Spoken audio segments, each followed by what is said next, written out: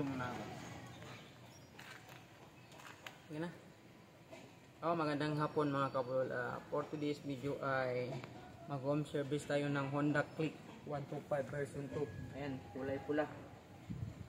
So, papalitan natin yan ng oil. Kasi nag-alarm na yung change oil na. Ayan, dapat na napalitan ng bagong oil.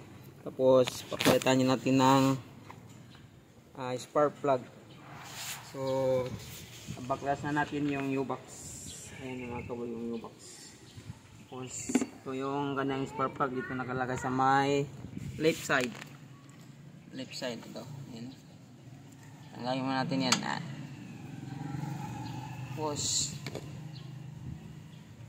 16mm na tools. So actually naluwagan ko na yan. Ayan. Grabe yung makina, grabe ang linis. Malinis pa sa malinis. Ayan. Sunog na sunog. Ayan ang spark plug. Sunog. Ito pa yung stock. Ayan yun. Yung bahay ng lawa-lawa. Gagamba. Tapos na-drain na natin yung kanyang oil. Ayan. Sabing itim na. Ayan. Itim na.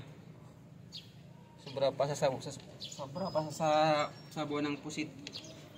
So ang palit natin na oil ay Honda. Yung fully synthetic, yung blue.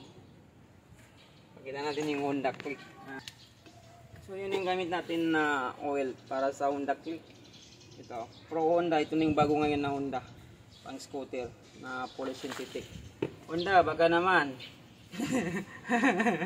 Ayan na. Pero ang gamitin natin ito 800 ml lang. Kasi ito 1 liter.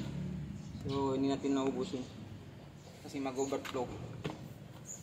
So ayun na mga kabulol. So siguro hindi ko na ipakita sa inyo kung paano ko ibalik yung kanyang drain plug at paano maglagay ng oil kasi madali lang yun. Importante ipakita ko sa inyo kung paano siya kung saan siya nakalagay yung drain plug dito. Pwede din ka magbukas dun sa kabila. Pero ako dito mas madali. Tapos yung lagayan ng spark plug dito. Yan sa my left side. 16mm po na tools ang gamitin natin, yung rings. Yan. So palitan natin ng NG key. Ito po yung NG key. Bago yan. So hanggang ito lang yung vlog natin mga kabulod. Kasi hindi ko na ipakita sa inyo kung paano siya ibalik. Bye bye!